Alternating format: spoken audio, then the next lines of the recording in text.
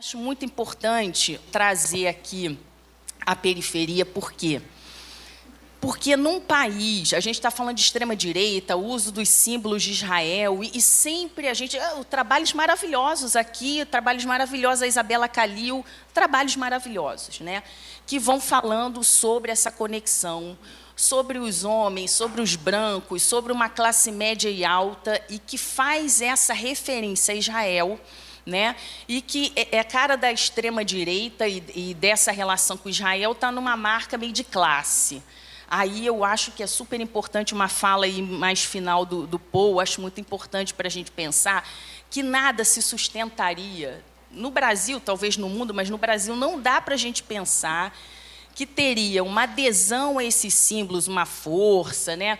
Um caráter de massa, se a gente não considera os mais pobres. Num país que 35% da população, quase 40%, ganha até um salário mínimo. Até um salário mínimo. Desculpa que eu vou beber uma água, que eu estou nervosa.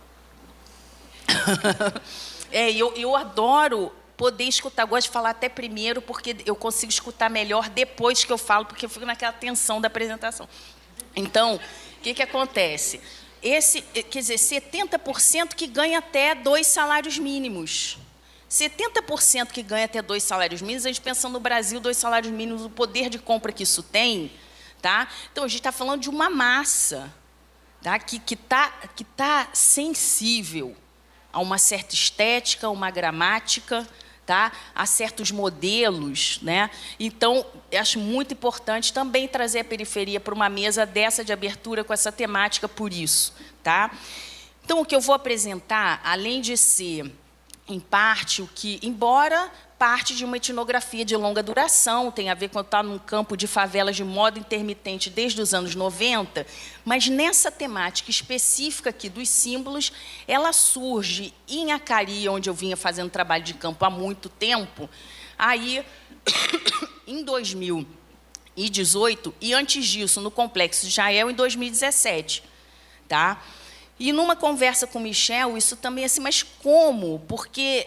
como é que isso começa a aparecer, motivado pelo quê? Né? Me leva muito a retomada a campo, tá? Nessas favelas, mas não só nelas, né? Me leva à pergunta de como, por quê, quais os significados que são atribuídos por essas pessoas, tá?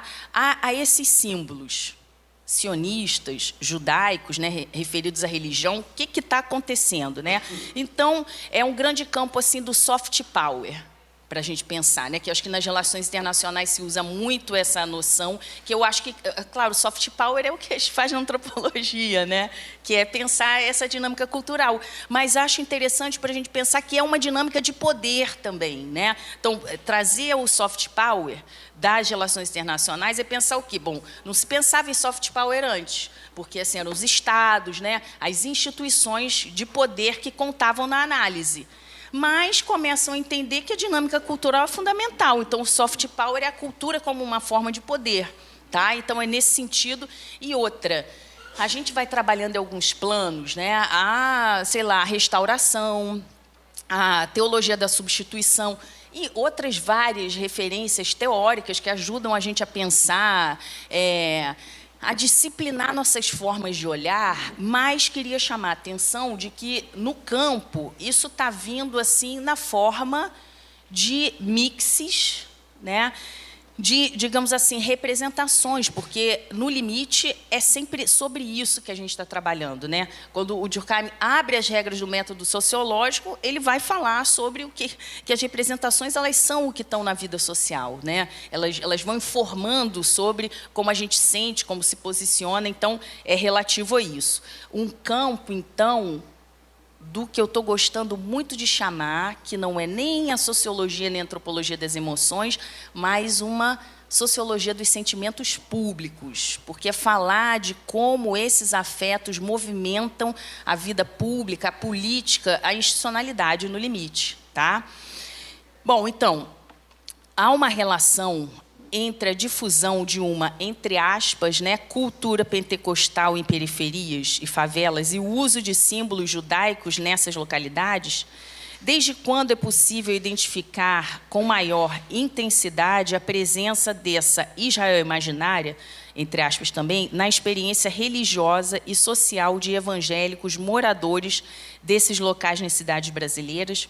O que acontece no Complexo de Israel, e via Vivi Costa aqui presente, companheira nossa de trabalho, fez uma pesquisa lá no Complexo de Israel, pastora, né? Então, o que acontece no Complexo de Israel, conjunto de 5 favelas na zona norte da cidade do Rio de Janeiro, seria uma representação típica ideal nesse processo? Essas são algumas das questões que animam a pesquisa que venho realizando com moradores e líderes religiosos atuantes em favelas e periferias no Rio de Janeiro e região metropolitana.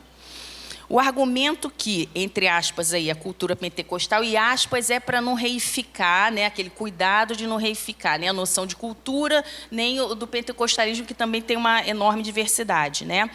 Nessas localidades, quer dizer, o argumento que a cultura pentecostal nessas localidades, ao contrário de reforçar um cristianismo que se contrapõe a Israel e ao judaísmo, surpreende ao produzir uma relação tal que a experiência cristã pentecostal se atualiza e vivifica a partir da mobilização de símbolos, imagens e gramáticas judaicas, tá?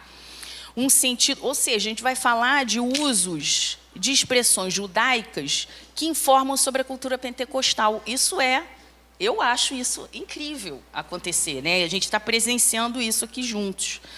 Então, o sentido de força, prosperidade e de origem se anunciam em diferentes formulações que pretendo explorar, né, na apresentação. Então, desde os anos 90, lá ainda na graduação, né, vim acompanhando essas imagens religiosas pintadas em favelas, né, especificamente ali em Acari, e como a mudança, esse processo que o Latour vai chamar do descongelamento das imagens, que é um processo dinâmico de produção das imagens, o descuidado com as imagens é também uma ação, tá?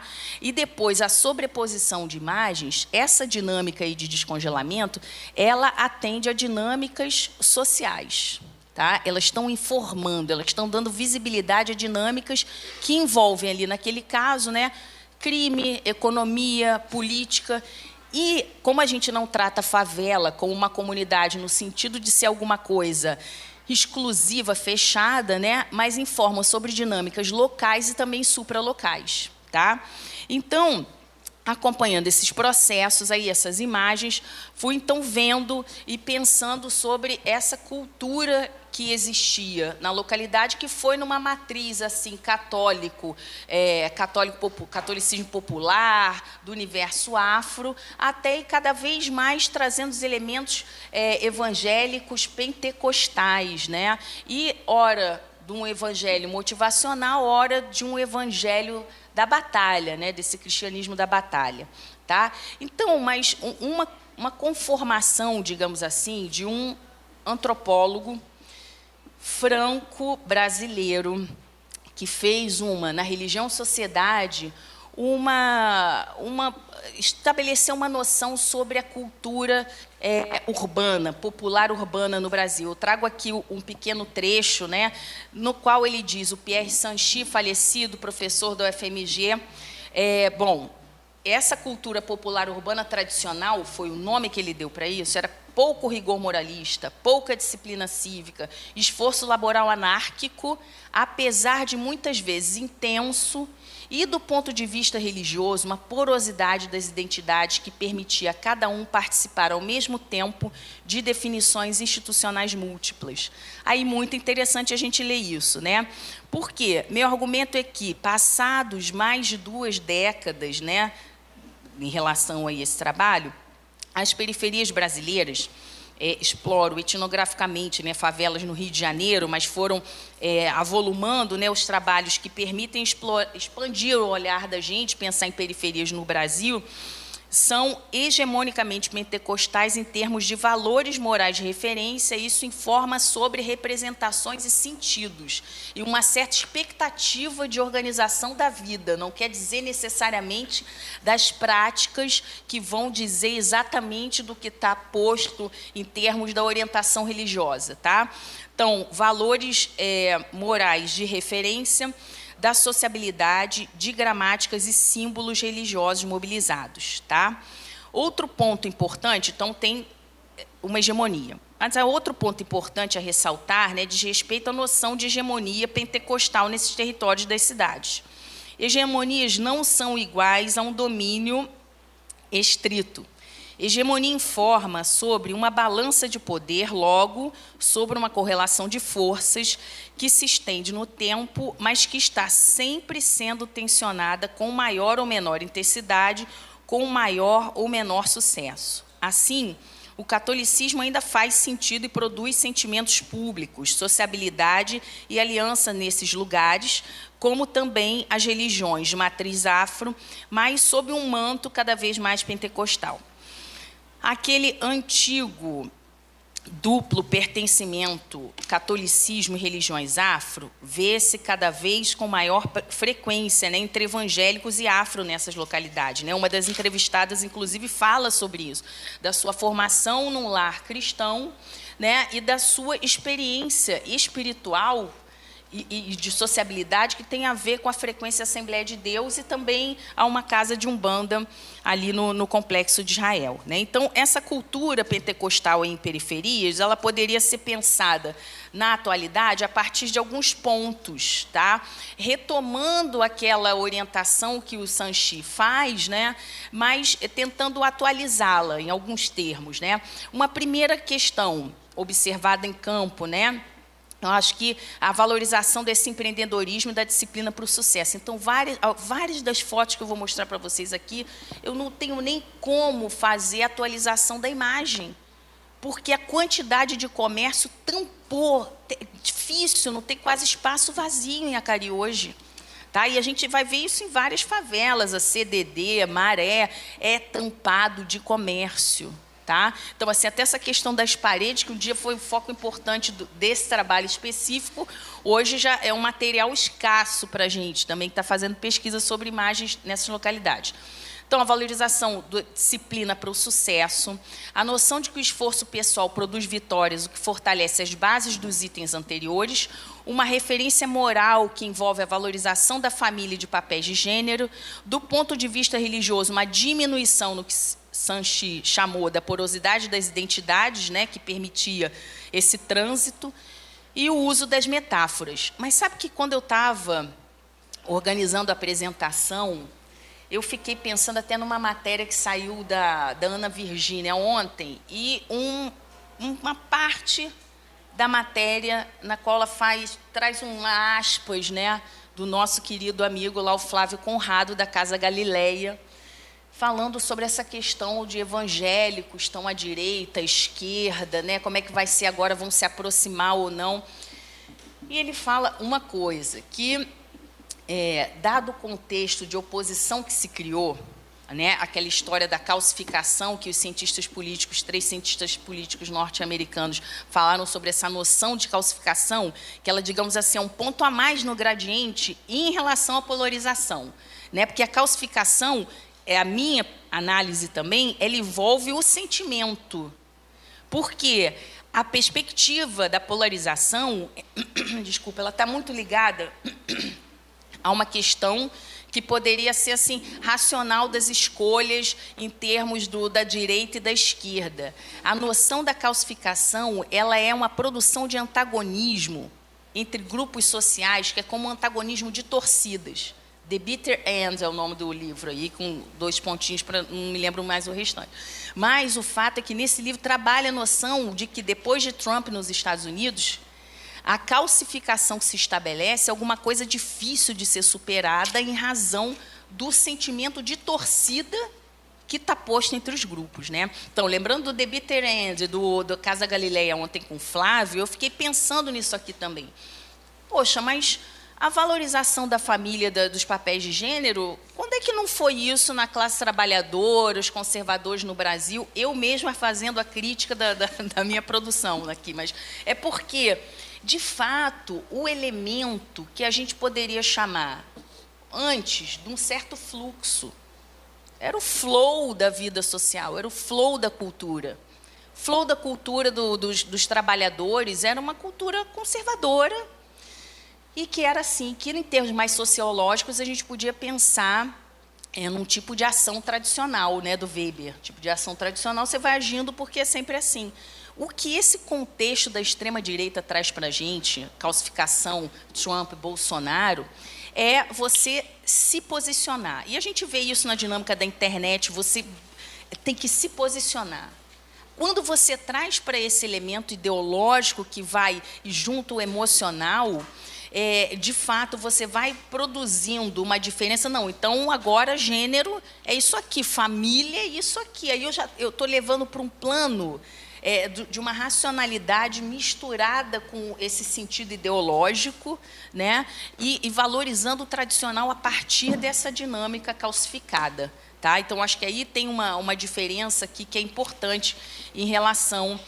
e do empreendedorismo também, porque a gente podia pensar, essa cultura pentecostal faz o quê? Poxa, se os mais pobres no Brasil sempre viveram na viração, o improviso em termos da reprodução econômica. A diferença tem a ver com a disciplina. É uma questão que até com os traficantes, né, vendo isso, com os que eu consegui entrevistar, que é o planejamento do futuro, é o planejamento da saída. Porque, no limite, eu peguei assim, diário de traficante agônico, né, porque queria sair daquela vida sofrida e tal. Não, mas agora é outra coisa. É um planejamento para a saída do crime. Porque se o que pega o traficante é ficar com mulher abessa porque tem dinheiro, fala deles.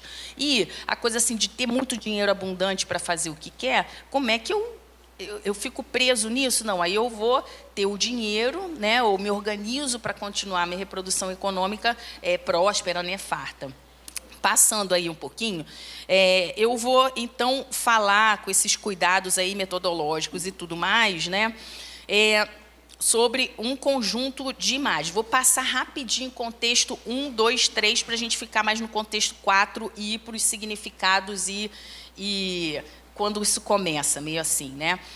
Então, essas que falei para vocês aí, católicas e afro-brasileiras, essas são fotos do Marcos Alvito, eu era aluna dele lá na graduação, né, quando a gente começou a fazer esse trabalho de campo. A questão dele tinha a ver com sociabilidade, os homens, outro universo, futebol, e eu tinha essa questão da religião, né? Então foi uma aproximação interessante. E aí, recolhendo essas fotos, que era a construção, depois a destruição, que foi feita aqui, no caso, pela polícia, quando chega. E a polícia coloca como símbolo, elemento de dominação do território, imagens religiosas, né? Ali, no caso, Cristo, isso eu falo lá na Oração de Traficante, no livro, outros artigos. Mas, para passar rapidinho, então, essa referência ao universo católico, catolicismo popular, Umbanda, Zé Pilintra, tá? E agora a gente vai para um outro contexto de imagens, quando aí acontece o quê? A gente está falando dos anos 90, que tem aquele boom de tanto percentual de evangélicos no Brasil, quanto de evangélicos no espaço público. A política, trabalho original aí, né, do Paul, que todo mundo vai seguindo, política, na dimensão a mídia e nos espaços da cidade, né, porque eram os mega cultos que paravam a cidade. Lívia, num trabalho dela da tese, começa, eu acho, até abre falando de um evento em Botafogo, se eu não me engano, que era aquilo, parou a cidade toda, a Universal do Reino de Deus, que isso, né? Era um Maracanã. Então, aquilo era muito forte, anos 90, né? E aí a gente vem nessa passagem, anos 2000, já essa presença evangélica importante nesses vários espaços, nas periferias, que elas também já eram muito fortes, começam a aparecer as várias imagens. Então, essa aí da Nossa Senhora, que depois vai sendo apagada e vira essa imagem aqui. Toda a discussão que o protestantismo é iconoclasta e tudo mais, né, mas tem as referências, né, ao Antigo Testamento, aos papiros, a todo um universo aqui. Tá? Isso aqui em cima da Associação de Moradores, que sai o São Jorge, entra ali aquele outdoor. Aqui, oração de traficante, que não vai dar tempo de eu ler para vocês. O que acontece? Tempo 3 aí, que é o contexto 3, tá? Dos grafites evangélicos. Aí interessante, porque já eram os grafites amorificados, era outro tempo da cidade. Quem está aqui no Rio de Janeiro, era aquela prosperidade, ficou tudo caro, mas ao mesmo tempo que ficou tudo caro, parecia que estava tudo muito melhor. Era a UPP, era assim, Sérgio Cabral, era todo mundo tinha trabalho, aquela coisa. Aí todo evento vinha para o Rio de Janeiro, gente, era jogos, era tudo, aí Olimpíada. E os grafites foram mobilizados pela cidade, né?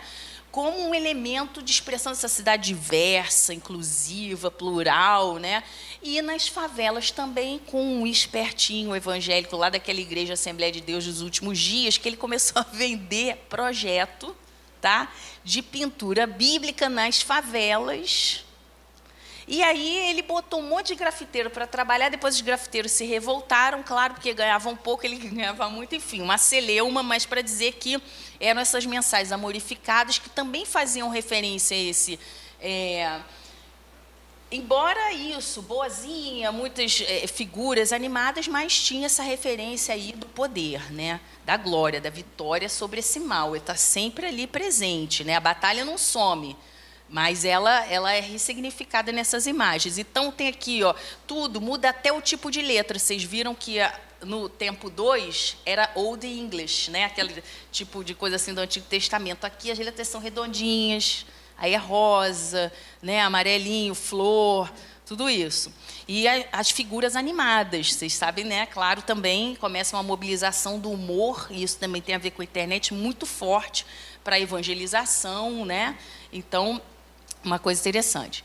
Aí está aqui o quarto, tá? Que é esses símbolos aí judaicos nas favelas, que eu parei então com filosemitismo, que é aqui em Acari, um ponto também super estratégico, de passagem para a Avenida Brasil, e ali a Boca, ali ao lado, quem conhece favela, está cheio de mesinha ali, aquelas bancas, porque estava tendo uma operação, então o morador tirou, me mandou, né? E tal. Essa aqui não foi minha autoria, né? Aí, e a mensagem que tem: bem-aventurada é a nação cujo Deus é o Senhor. E aí, também essa aqui do pessoal daqui Procofilme, né, com a bandeira de Israel, eles me mandaram logo que viram, porque aí é isso, olha as letras redondinhas, amorificadas e tal, personagem. Como é que é o nome? Eu até esqueci o nome desse personagem do jacaré, mas esse é no desenho aí, e as mensagens, amor, paz, aí abre a Bíblia, só sai a palavrinha de paz ali e tal. Aí a gente chega lá no complexo Israel, parece assim, é o tipo ideal. Claro que um trabalho pode ser feito especificamente falando ali do complexo, mas o que me chama a atenção é o que ele dá visibilidade. O caso ali é importante em si, mas me interessa o para fora dele, né? Então, em 2017, tem essa ocupação que vai acontecendo paulatinamente. O Peixão, assim chamado esse traficante, já era cria, já vinha de uma família que estava no tráfico anteriormente, ele estava meio ali na franja, até o momento que, como a moradora lá na entrevista fala, dá o golpe. E por que é que, assim como no plano nacional, né, o golpe é dado, mas ele é aceito porque tem um conjunto ali que sustenta aquilo. Então, o golpe que o Peixão deu no comando que estava naquele momento foi um golpe sustentado. E essa moradora fala, inclusive, que é sustentado por quê? O cara, ele é meio Marcinho VP, Vivi, eu acho, assim, em termos de produção de encantamento. O cara é hiperorganizado. Ele diz, pelo menos, né, essa moradora contando, porque é comum essa coisa do cara ter várias mulheres, um monte de filho. Ele faz uma organização. Uma organização, assim, eu tenho a minha mulher, eu tenho 4 filhos, eu quero mais um, eu quero mais um, mas é assim, um monte, em vez de ser 10 com cada um, eu quero... É isso aqui, porque ter um monte de mulher dá trabalho. Não é para ter isso. E é o que ela fala e que corre essa história. Então, ele tem uma coisa de organização. Outra, fofoca. Eu abro oração de traficante com um caso de fofoca. E ele, simplesmente, ele é o que organiza a internet na favela. Está desconfiado de alguém, ele faz grampo no telefone. ele organiza a matança direcionada, não vai ter tempo ruim, não vou ser injusto, né? Porque um bom cristão não vai agir assim. Então, ele vai nessa direção. Então, ele tem toda uma... E a coisa de produzir a segurança, de ser o cara que é bom, né? Que faz as coisas assim, no local. E aí também trabalhando com as imagens. Tá? Então, você chega ali, desce na estação de Parada de Lucas e tem a bandeira de Israel de cara. Deus, né? De Israel. Aí põe a bandeirinha. Em vez de botar a palavra, põe Deus de bandeira, Israel. Tá? Bem-vindo à Parada de Lucas. E aí, aqui usando uma referência, porque várias fotos que eu tirava nos anos 90 eu não botava referência assim de tamanho, né? Agora, então, é isso.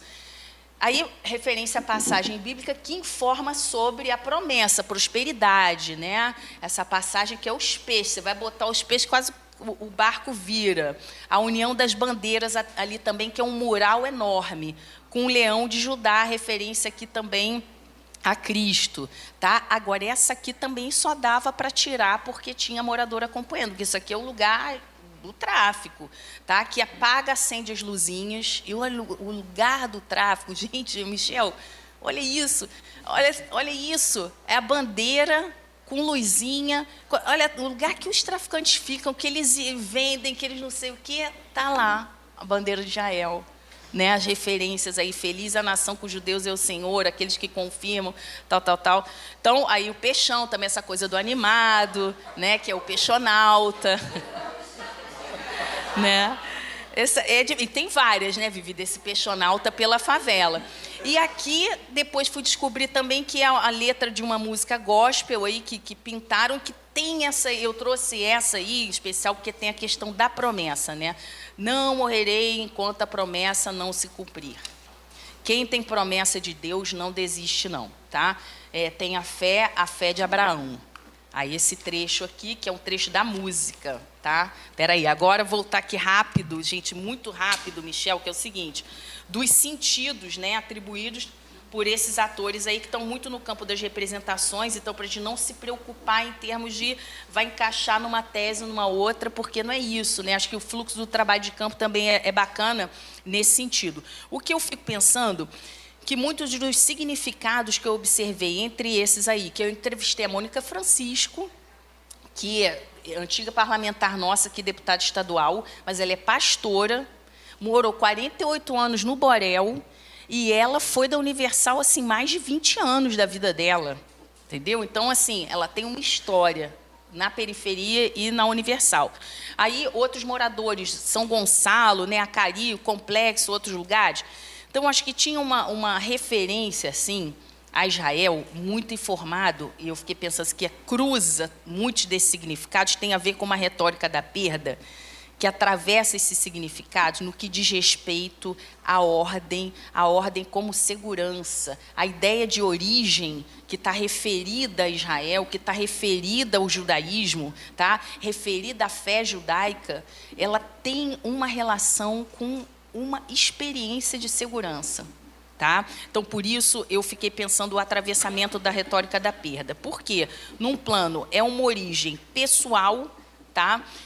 Que é um movimento de pessoas. Isso aqui eu entrevistei mas é Mano Brown, uma galera que tem feito isso. Estou interessada em São Paulo fazer uma comparação, porque é um pessoal que tem buscado a sua origem, tá? Até a origem afro, a partir do judaísmo, da vinculação étnica, a essa origem.